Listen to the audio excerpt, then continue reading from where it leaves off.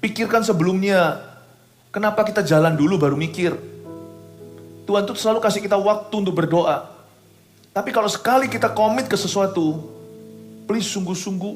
Kalau buat komitmen jangan setengah-setengah Bapak Ibu Saudara. Mau bertumbuh, mau bergereja, tertanamlah.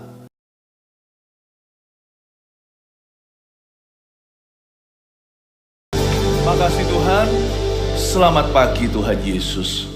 Dari gerejamu yang mencintaimu. Murnikan kami, dewasakan kami. Tuhan urapi kami, urapi hamba, urapi jemaatmu Tuhan. Sembunyikan kami semua di balik salib Yesus. Dalam nama Tuhan Yesus, haleluya. Amin. Selamat pagi. Silakan duduk. Kita akan pertama-tama menyaksikan beberapa laporan kemenangan. Minggu-minggu ini adalah minggu-minggu yang penuh sejarah. Belum lama yang lalu kami baru kembali dari saat teduh bersama di kota Medan. Lalu nanti langsung disambung dengan video penahbisan ratusan pendeta baru berapa hari yang lalu. Puji Tuhan, Tuhan terus bekerja di gereja kita, jemaat tambah banyak, tetapi gembala-gembala yang baik Tuhan munculkan untuk menggembalakan mereka. Shalom kepada semua jemaat, juga yang streaming di mana-mana. Ini adalah minggu pertama ya, betul ya ini ya. Minggu pertama kita streaming dari GMS Rooftop Surabaya Barat. Welcome home untuk semua.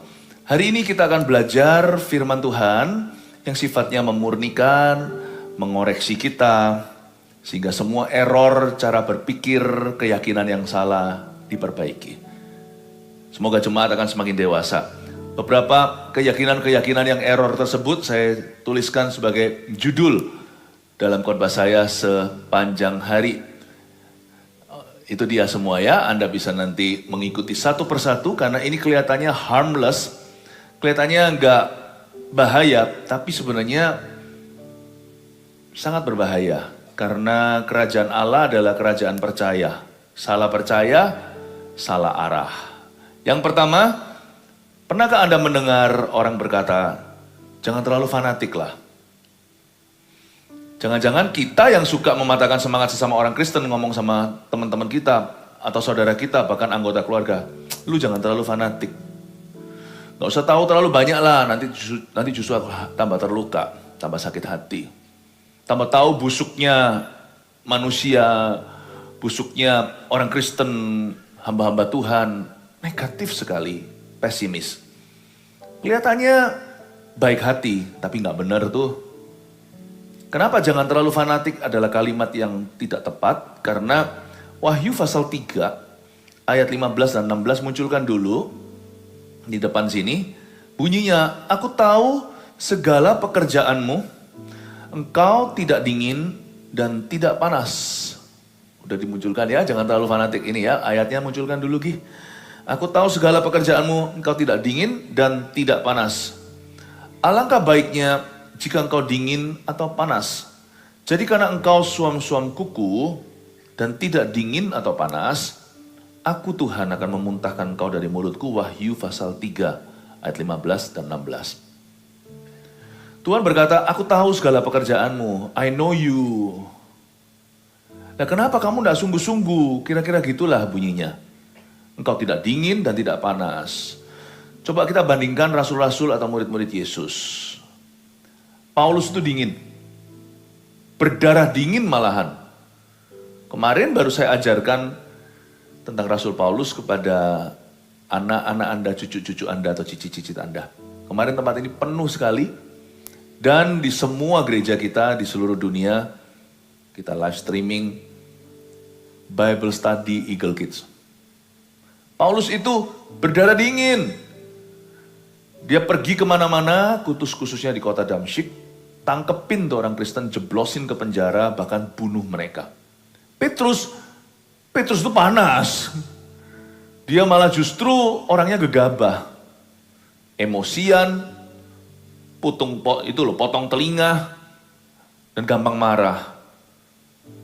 Dan dia sangat-sangat zealous atau sangat-sangat bersemangat untuk Tuhan. Dia berapi-api banget. Malah justru menurut saya kadang-kadang apinya kurang hikmat. Yudas itu loh separuh-separuh, setengah-setengah. Dia nggak fanatik kemana-mana. Itu Yudas. Yudas itu cinta Yesus.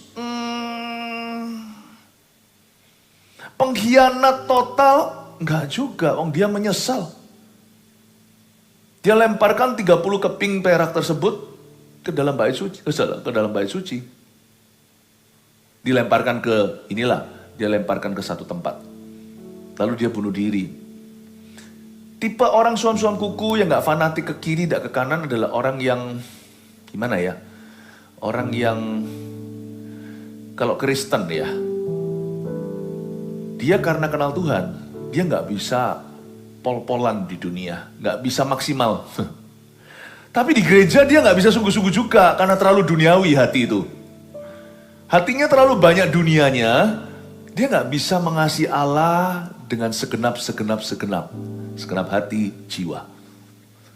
Tapi nanti kalau di dunia, dia tahu surga neraka, dia juga nggak bisa rusaknya itu brol-brolan. Yudas lah, cinta Yesus ya kagak, lumayan. Tapi suruh benci Tuhan, waktu dia sadari Yesus tidak bersalah, dia juga nggak tahan. Gak ada orang yang suam-suam kuku atau tidak sungguh-sungguh berakhir baik. Semua pasti dimuntahkan dari mulut Tuhan. Mendingan Paulus yang berdarah dingin, dia bertobat sungguh-sungguh. Petrus yang berdarah panas, berhikmat nanti. Yudas, di mana dia? Kalau bukan berakhir di akal dama, tanah berdarah. Mungkin tidak terlalu ekstrim lah ya. Tetapi nggak terlalu ekstrim nggak selalu ekstrim hasil akhirnya orang suam-suam kuku. Tetapi yang pasti mereka pasti akan keluar dari hadirat Allah. Dan mereka pasti akan terpental dari rencana Bapa. Markus 12 ayat 29-30 bunyinya. Jawab Yesus, hukum yang terutama ialah, dengarlah hai orang Israel, Tuhan Allah kita. Tuhan itu Esa. Kasihilah Tuhan Allahmu dengan segenap hatimu dan dengan segenap jiwamu dan dengan segenap akal budimu dan dengan segenap kekuatanmu.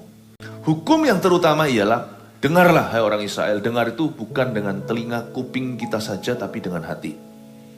Tuhan Allah kita itu Esa.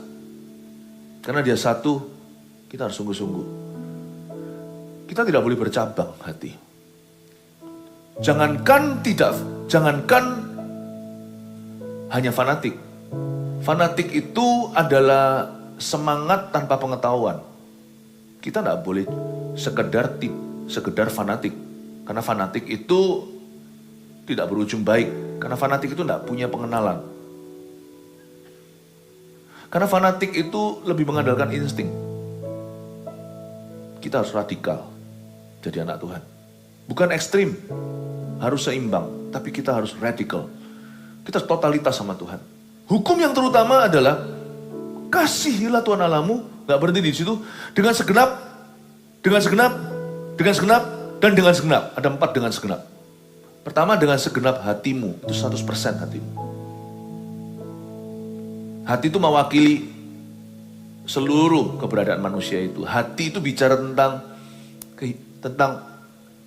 segala sesuatu yang di dalam kita. Cintai Tuhan itu jangan 90. Jangan 99, 100% cintai Tuhan. Orang kalau jatuh cinta 100%, pernahkah Anda lihat anak muda tergila-gila? Ngefans katanya.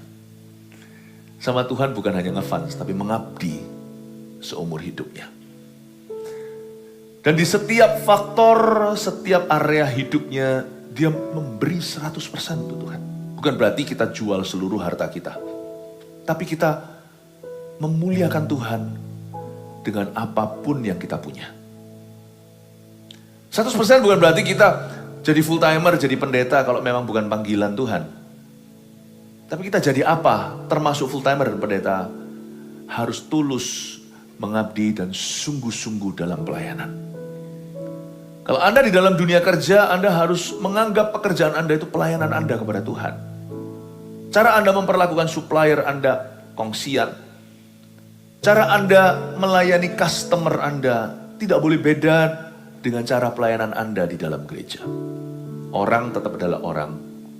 Dalam konteks apapun Tuhan sudah mati untuk mereka.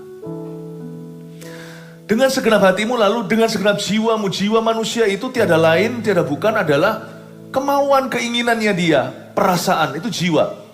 With all your soul, keinginanmu, kehendakmu, dan dengan segenap akal budimu, dipikirin terus, mikiri Yesus. Dan dengan segenap kekuatanmu. Dengan segenap kekuatan itu berarti juga secara fisik.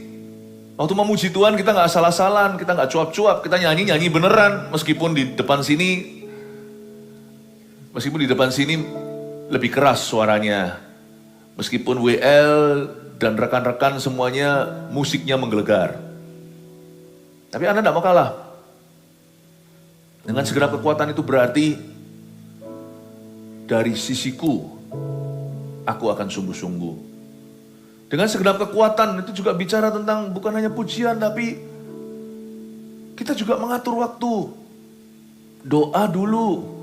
Orang bilang ngapain sih lu doa melulu? Pelayanan memberi waktu yang terbaik, bukan menyisihkan, memberikan. Jangan kasih Tuhan sisihan. Kalau kita kasih Tuhan itu harus memberikan yang terbaik. Jangan menyisihkan, tapi memberikan. Kalau perlu mengorbankan, itu dengan segenap kekuatan. Saya kasih poin-poinnya dulu, nanti baru saya tambahkan renungan Mazmur. Hari ini setiap ibadah seperti saya beri 2 khotbah dalam 1 khotbah. Tapi saya kasih dulu ada poin-poin yang bisa Anda catat. Nomor 1, ya, putuskan dari awal kita mau hidup untuk siapa. Orang bilang jangan terlalu fanatik, kita bilang kita putuskan dari awal kita mau melayani, kita mau hidup untuk Tuhan. Kenapa? Kalau kita nggak tegas di depan, tegas nanti kita terlalu banyak pencobaan di jalan. Jangan sampai nanti waktu kita dicobai, kita pelin-pelan. Putuskan dulu dari awal kita mau hidup untuk siapa. Saya bertobat umur 18, yang hina saya anak umur 14. Ketika dia tahu kita lagi anak-anak muda kumpul-kumpul, yang lebih muda itu justru lebih garang. Mereka semua pada cerita adventure petualangan mereka, cium cewek. Wah, aku pernah cium lo di bibir. Ada satu lagi, saya rasa dia membual lah. Tapi dia mau tunjukkan betapa coolnya dia, betapa hebatnya dia. Dia bilang, aku sudah tidur sama perempuan. Ini waktu saya sekolah di luar negeri. Ya, kebudayaan barat kan memang lebih bebas. Giliran saya ditanya, saya dari tadi sudah berkata, Tuhan, jangan sampai tanya saya, jangan sampai tanya saya, jangan sampai tanya saya. Bayangin loh, celakanya itu pertemuan, ngobrol-ngobrol gitu, iseng-iseng itu di gereja loh. Anak-anak muda di sebuah gereja di negara barat. Ngobrolnya kayak gitu. Puji Tuhan untuk AUG, Army of God kita, semuanya tahu apa yang benar dan apa yang salah. Mereka lakukan atau tidak, itu 2 hal. Semoga. Tapi di gereja ini, kita beritakan kebenaran. Dan mereka tahu standar. Mereka tahu standar Allah yang sangat tinggi.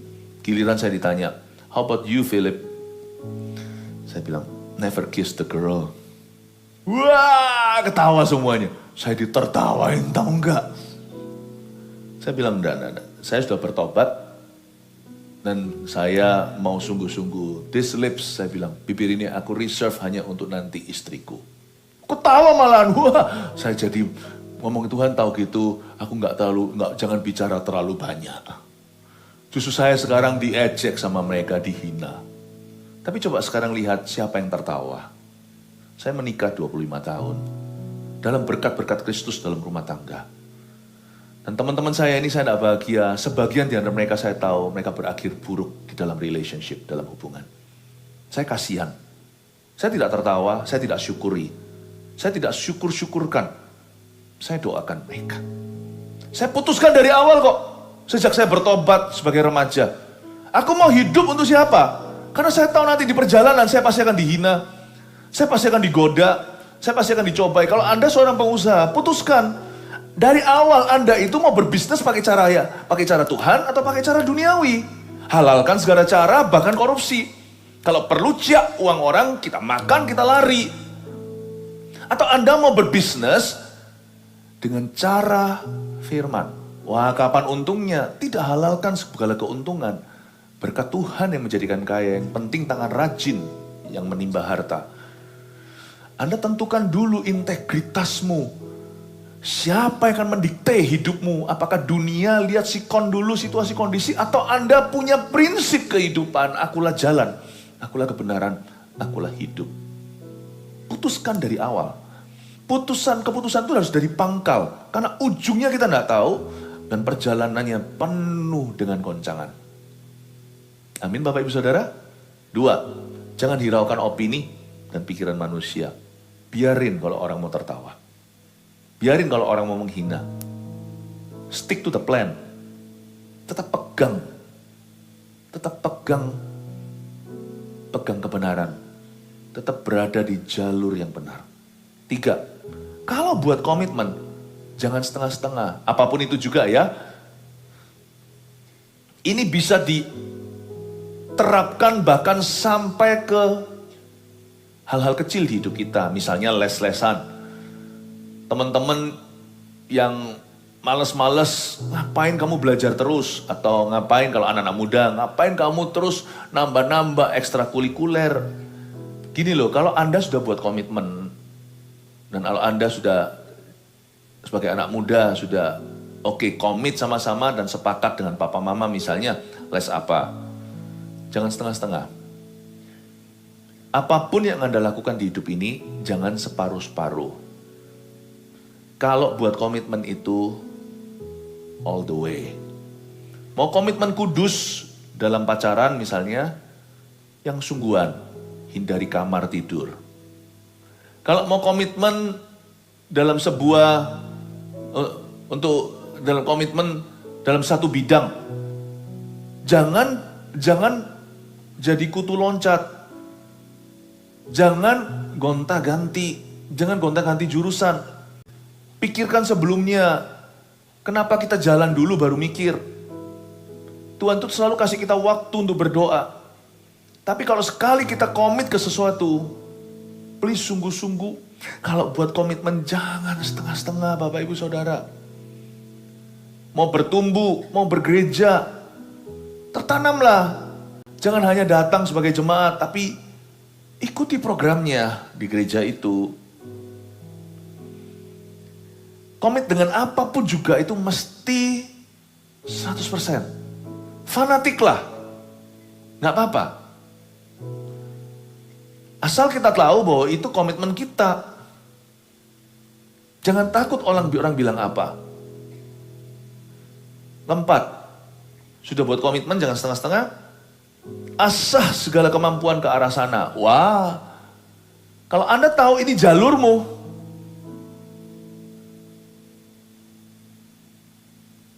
asah pedangmu, tabung pelurumu. Saya tahu ini jalur saya, maka saya tahu Tuhan, aku akan asah semua kemampuan saya di bidang ini, semua yang sifatnya sinergi, berhubungan. Tuhan tidak pernah memanggil kita untuk multitasking. Kata multitasking itu kedengarannya bagus, tapi susah untuk dilakukan. Kita sebagai anak-anak Tuhan itu mesti konsentrasi. Spesifik itu detil. Jangan general atau umum.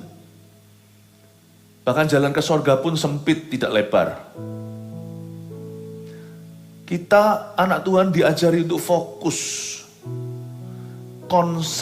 Konsentrasi. Spesifikasi. Dan kalau bisa spesialisasi. Kalau di sini ada orang yang ke sekolah kedokteran, asal mampu, asal bisa, Tuhan buka jalan, usahakan, teruskan. Kalau bisa jadi spesialis, why not sih? Memang susah, saya tahu setiap negara pasti ada sistemnya, dan sistem itu susah ditembus. Cobalah, jangan takut gagal. Saya mencoba banyak hal di hidup ini di dalam bidang saya. Ternyata saya belajar, nggak semuanya bisa. But I never have regretted. Saya tidak pernah menyesali bahwa saya mencoba. Saya berusaha. Gak apa-apa, tulis dulu rencananya. Nanti gak dipakai. It's okay. Kita dapat pengalamannya. Kita mungkin tidak diberikan stage atau tidak diberikan platformnya. Tapi mempersiapkan ke sana, ujungnya proposal semua ditolak. Ujungnya ide kita semua ditepis. It's okay. Itu melatihmu untuk beride. Saya nggak masalah. Kalau itu bidangku, saya nggak pernah menyesal. Tidak ada peluru yang akan keluar. Itu sia-sia kembali.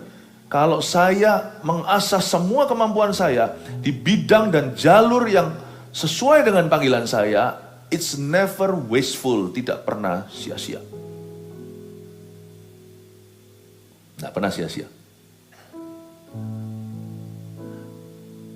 Amin, Bapak Ibu Saudara. 5. Minta pengurapan yang luar biasa.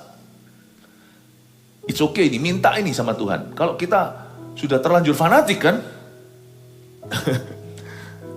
miliki appetite atau selera yang besar, minta urapan itu jangan kecil.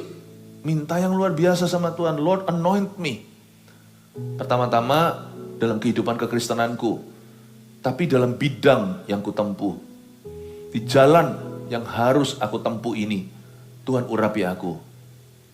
Someone once told me pada waktu saya masih sangat muda belia, baru terima Tuhan. Usia rohani saya baru 1 tahunan. Ada seorang hamba Tuhan ngomong sama saya seperti ini, Philip, dia bilang,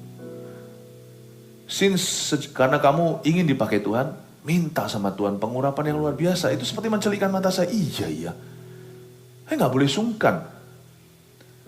Kalau saya sudah taruh hidup di situ, Tuhan tuh nggak keberatan kok untuk melimpahkan kekuatan. Justru jangan minta sama Tuhan kalau kita itu mendua hati. Yakobus berkata, orang yang dua pikiran tidak akan tenang hidupnya, 1, 2, doanya tidak akan terjawab. Jangan harap dia menerima apa-apa dari Allah. Tapi kalau kita hatinya tidak bercabang, kita bulat hati untuk Tuhan. Dan apapun yang Tuhan percayakan di tangan kita itu kita sungguh-sungguh 100% beri diri. Bilang sama Tuhan, ask of me, kata Tuhan. Tuhan bilang gini di Mazmur 2, mintalah padaku, kuberikan padamu bangsa-bangsa sebagai milik pusakamu, suku-suku bangsa. I'll give you many nations. Jangan tanggung. Dan kalau Anda diurapi, minta hasil urapan itu. Hasil urapan itu bukan materi. Hasil urapan itu dampak kehidupan, impactnya, buah-buahnya, buah pelayanan, buah kesaksian Anda. Hasil pengurapan kita itu adalah penyertaan dan pembelaan Allah. Ask of me, mintalah, maka aku berikan kepadamu bangsa-bangsa sebagai milik pusaka. Saya ngomong sama Tuhan, anoint me Lord. Use me Lord. Saya pernah menulis sebuah lagu tentang itu, tapi mungkin lagu saya sekarang itu, karena memang saya bukan orang yang khusus diurapi untuk cipta lagu, itu ada PAW. Itu saya ciptakan lagu, saya bikin lagu yang saya nyanyiin sendiri. Kata-katanya kurang lebih begini, choose me Lord, use me Lord, anoint me Lord, you can trust me to bring the good news to the world. Pilih aku Tuhan. Urapi aku Tuhan. Kau bisa percaya kok sama aku. Aku akan membawa kabar baikmu ke dunia ini. Dan saya minta sama Tuhan, if you anoint me, show me results. Kalau engkau mengurapi aku, tunjukkan hasilnya. Orang pertama saya doakan, saya masih ingat tahun 1992, 33 tahun yang lalu. Tiba-tiba orang itu mendengar tulangnya sendiri bergerak. Tak, tak, tak, tak. Dan orang sebelahnya, saya aja nggak dengar karena saya lagi ngoceh, saya lagi doa dengan keras, bahkan saya nggak tahu siapa saya ocehkan, pokoknya saya beriman. Dan dia kembali ke dokternya, orang itu habis kecelakaan berapa hari yang lalu, ditabrak mobilnya dari belakang.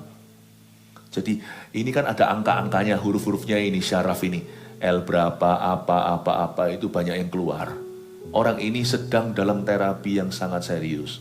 Saya doakan dia dengar suara tak, tak, tak, tak, dan keluarganya. Setelah saya doa begitu, lalu habis itu dibawa ronsen lah ceritanya, atau pokoknya di screening lagi, jadwalnya dia besok setelah saya doakan itu harus check up lagi. Ya dia nggak sampai paralyzed lumpuh, nggak, cuman ditabrak di belakang gitu. Untung dia pakai sabuk pengaman, tetapi sesuatu keluar. Dan waktu dicek, dokter yang ateis berkata, kok bisa begini? Apa yang terjadi dengan kamu? Nggak mungkin screening yang lalu salah, wong aku yang melakukannya. Kok bisa nggak match tuh? Masuk semua. Saya merinding loh. You challenge God, God will be always up to your challenge. Tuhan tuh tidak pernah menolak iman. Petrus berkata, suruh aku jalan. Jalan di atas air, sini. Tuhan tuh selalu akan menanggapi tantanganmu kalau tantanganmu itu di jalurnya. Kalau tantangan Anda itu keluar dari kesungguhan hati. Karena Anda tahu panggilan Anda tahu bahwa itu adalah jalan yang memang harus kau tempuh. Challenge him. Tantangan kita itu bukan kurang ajar kok sama Tuhan. Tantangan kita itu justru menunjukkan keyakinan, kepercayaan kita kepada Roh Kudus. Kepada Allah yang Maha Kuasa. Saya nggak hiraukan orang ngomong apa, urusanku dengan Tuhan kok mau ditertawain kayak mau apalah, mau disalah ngerti. I have no business with you. Aku tidak ada urusan denganmu. Untuk orang-orang yang begitu, saya mengasihimu, saya doakan supaya suatu hari kamu dicelikan matanya, lalu datang ke saya untuk belajar. Saya berdoa supaya Anda berubah pikiran, tapi please jangan bilang kepadaku, jangan fanatik lu, karena itu tidak akan mengubah apa-apa dalam diri saya. Nggak ada efeknya. Karena aku memang dari awal memang mau fanatik sama Tuhan. Lu mau apa? Saya sudah tentukan dari depan. Saya dari awal memang mau menjadi orang yang berhasil. Mau apa? Saya dari awal memang mau jadi orang yang diurapi dan berbuah. Mau apa? Saya memang dari awal mau jadi orang yang berdampak. Dan saya tidak akan menyesal. I'm not sorry. Jika ada orang berkata sama kita, kamu tidak bisa, it's okay, tinggalkan orang itu, jangan benci, doakan dia, tapi tinggalkan, berbalik arah, kasih dia punggung, dan tunjukkan gimana cara melakukannya, sampai dia berkata, oh ternyata bisa. Saya tidak akan buktikan ke orang itu. Saya tidak akan jawab keraguannya dia. Dia meragukan, it's okay, saya tinggal melakukan, nanti suatu hari dia belajar sendiri, ternyata bisa tuh. Ini bukan arogan. Anda harus punya keyakinan. Kerendahan hati itu bukan minder. Kerendahan hati tidak ada hubungannya dengan perasaan rendah diri. Rendah hati itu tahu diri. Kita tahu bahwa kita bukan sumbernya, Tuhan sumbernya, dan kita adalah alat, Tuhan adalah pokok, kita adalah carangnya, kita akan berbuah. Kerendahan hati itu tidak ada hubungannya dengan tidak percaya diri. Kerendahan hati itu percaya Tuhan, makanya kita percaya apa yang Tuhan taruh dalam diri kita. Minta pengurapan yang luar biasa. Jangan setengah-setengah. Amin Bapak Ibu Saudara. Itu baru keyakinan yang benar. Jangan takut dan hiraukan apa kata manusia. 55 munculkan. 1, 2, 3, 4, 5. Des. Ya, tolong difoto. Karena setelah ini saya kasih, kita akan baca Mazmur. Silakan. Oke. Haleluya. Kasih tepuk tangan Tuhan Yesus. Dan kalau ketika memberikan tepuk tangan, kita juga harus dengan segenap kekuatan. Nah itu dia. Beda level, terima kasih Tuhan berkati. Mazmur 16 ayat 1-6, kita merenungkan suatu Mazmur ya.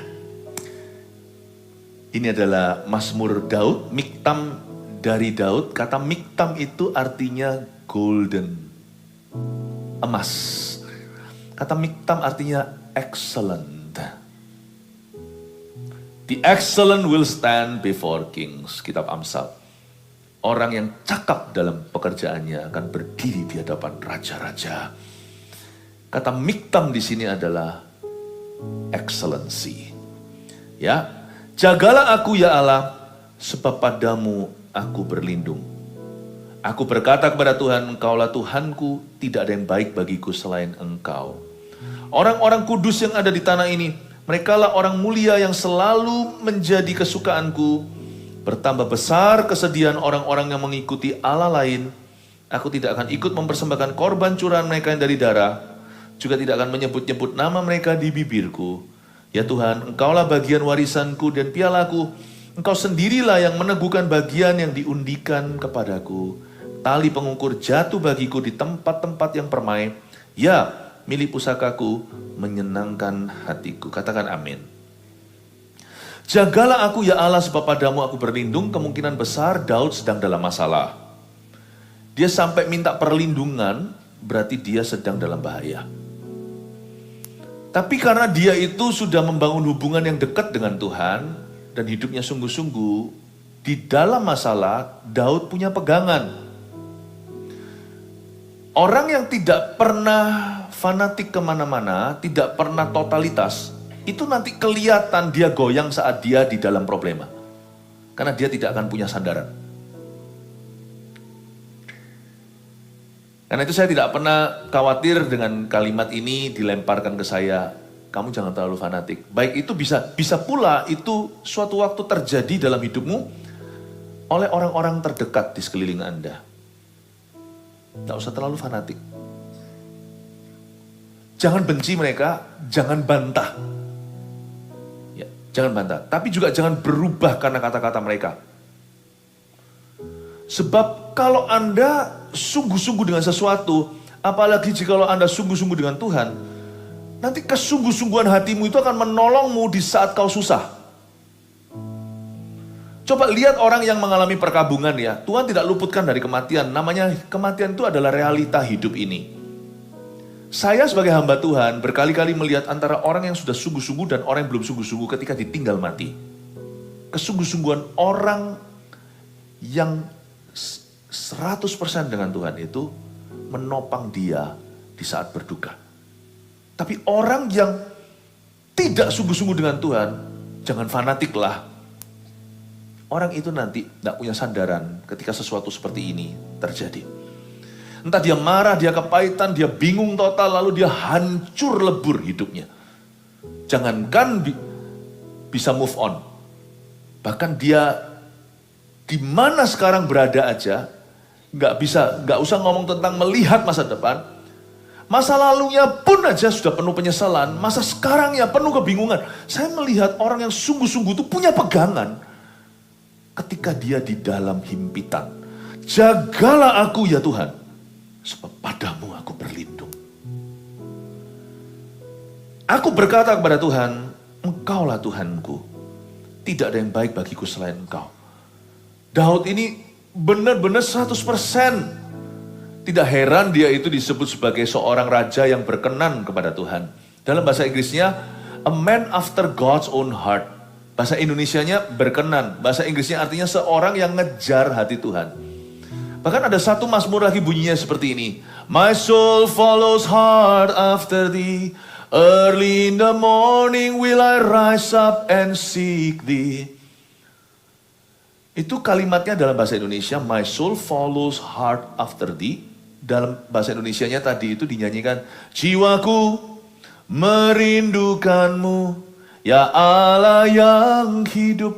Tapi dalam bahasa aslinya, bukan hanya merindukan, jiwaku itu ngotot. Kejar kamu Tuhan. Kejar Engkau. My soul follows hard after you.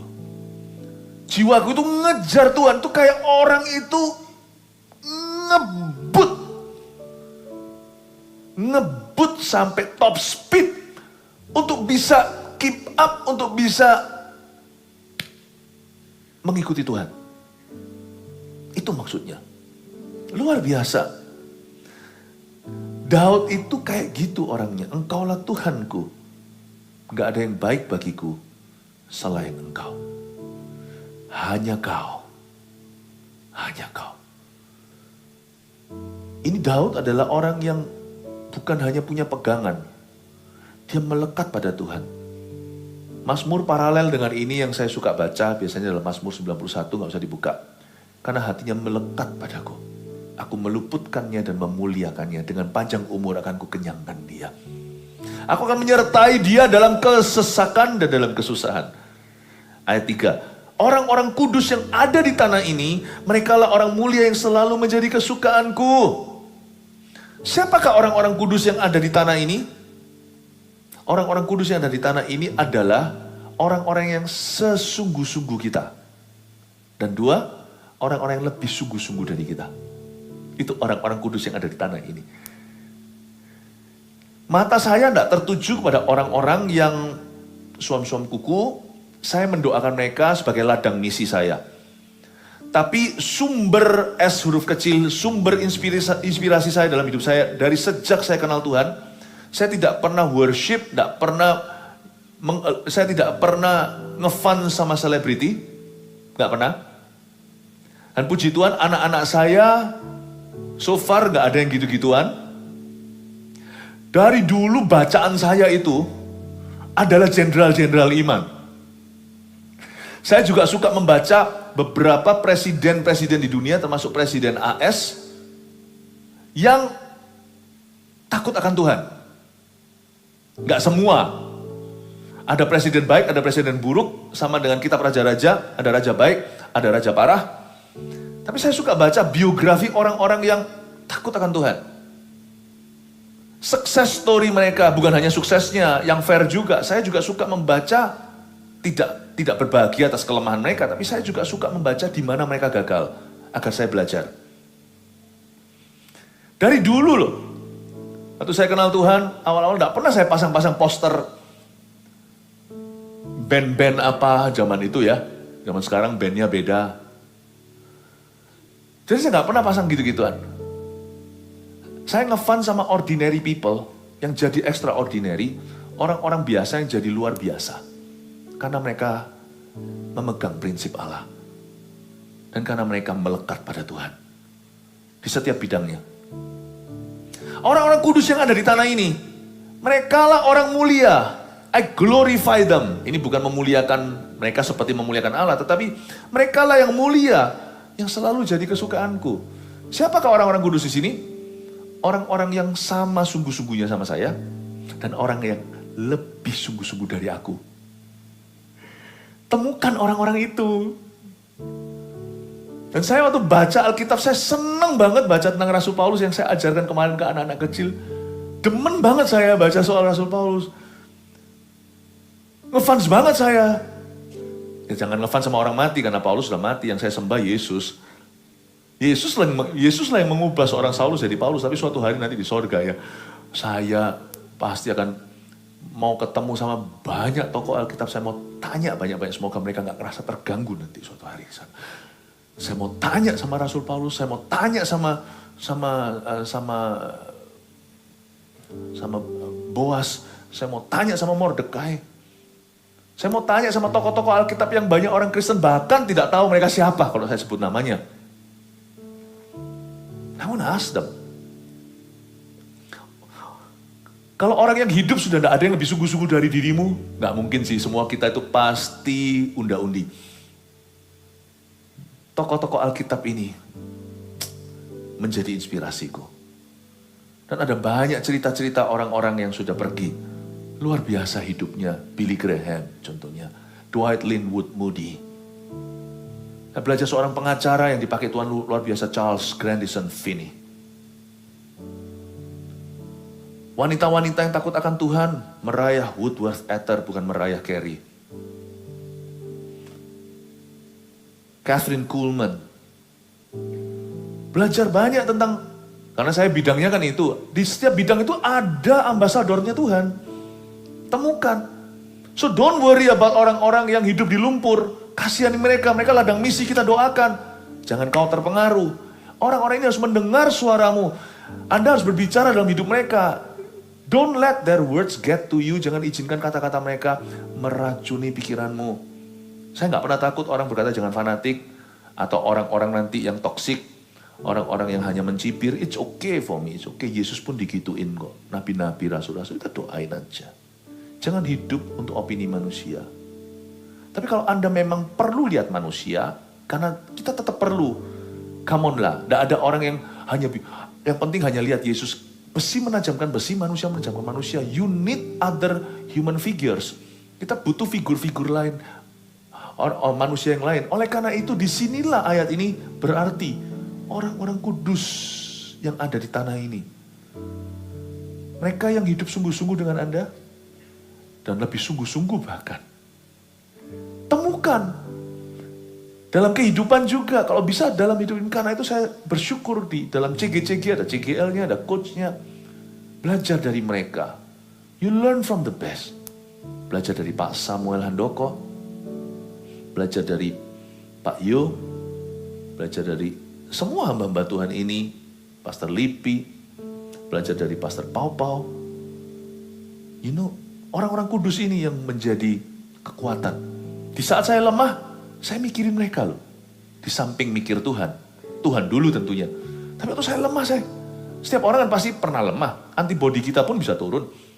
Kalau saya merasa discouraged, bukan lemah itu artinya kelemahan karakter, bukan. Tetapi discouraged. Ada waktunya kita tuh berani, ada waktunya itu kita kurang berani. Kita rasa kayak, Tuhan, waktu saya ingat mereka, wow. Tapi kalau yang kita ingetin adalah orang-orang yang kata-katanya pesimis dan negatif, kita akan turut jatuh. Karena itu kalau Anda butuh kekuatan iman, jangan carinya di tempat yang salah. Duduk sama pencemooh, berdiri di jalan orang berdosa, mendengar nasihat orang fasik, gak jadi deh malahan. Rencanamu bukan hanya hancur lebur, rencana setan yang menggantikannya. Amin Bapak Ibu. Ayat 4, bertambah besar kesedihan orang-orang yang mengikuti Allah lain. Kata mengikuti Allah lain di sini itu adalah orang yang ikut Allah, tapi juga ikut Allah lain. Ini orang yang gak fanatik kemana-mana. Sudah jangan terlalu fanatik lah. Tuhan oke, tapi ini juga oke kok. Udahlah, ambil baiknya masing-masing. Sedikit sana, sedikit sini. Apa namanya, dulu juga ada lagu, a little bit of, in my life, a little bit of in my life, itu loh. Apa lagu apa itu yang cowok yang nyanyi, nyebut nama-nama cewek, a little bit of Susie in my life, a little bit of Susan in my life, a little bit of, nggak pernah punya istri dia. Karena playboy. Ini, itu, iya, ini, iya. Dalam dunia hubungan, relationship, juga ada yang namanya, jangan terlalu fanatik lah. Nggak usah satu wanita. Sedikit dia, sedikit itu, sedikit ini. Bukan itu rencana Allah. Bertambah besar kesedihan orang yang mengikuti Allah lain, orang yang pelin-pelan. Bertambah besar orang yang berkata Tuhan iya, tapi itu juga iya. Aku tidak akan ikut-ikut mempersembahkan korban curahan mereka yang dari darah. Juga tidak akan menyebut-nyebut nama mereka di bibirku. Ya Tuhan, Engkaulah. Wah, saya suka sekali. Fanatik banget nih, Daud. Engkaulah, you are bagian warisanku dan pialaku. Only you. Engkau sendirilah yang meneguhkan bagian yang diundikan kepada aku. I trust you. Aku percayakan hidupku kepadamu. Apa yang kau undikan itu yang terbaik. Tali pengukur jatuh bagiku di tempat-tempat yang permai. Ya milik pusakaku menyenangkan hatiku. Orang yang sungguh-sungguh Tuhan take care dia. Udah gitu aja. Tuhan mengasihi semua orang, mati bagi setiap orang berdosa. Betul, tapi Tuhan hanya take care orang-orang yang setia padanya.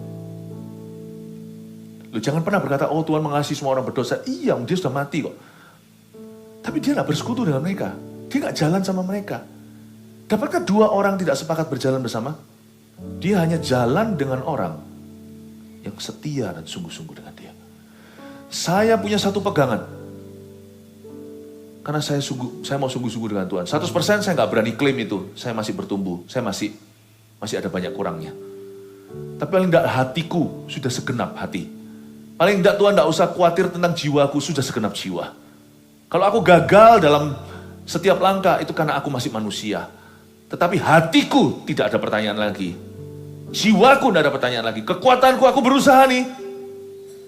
Akal budiku perang terus ini di sini itu. Pesimis, optimis, kata-kata Tuhan, perasaanku, overthinking, atau faith, atau percaya, atau iman. Saya masih perang, terus terang. Tapi saya sudah segenap hati sama Tuhan.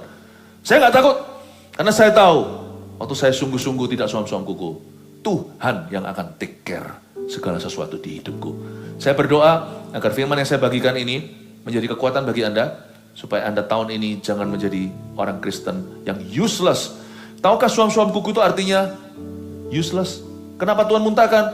Karena orang yang suam tidak berguna bagi kerajaan surga. Saya berdoa di dalam hidupmu dan di dalam gereja, jemaat GMS yang saya cintai dan gembalakan, mari kita sama-sama berlomba, makin sungguh-sungguh dan makin berbuah lebat di dalam Tuhan. Mari kita semua bangkit berdiri, haleluya.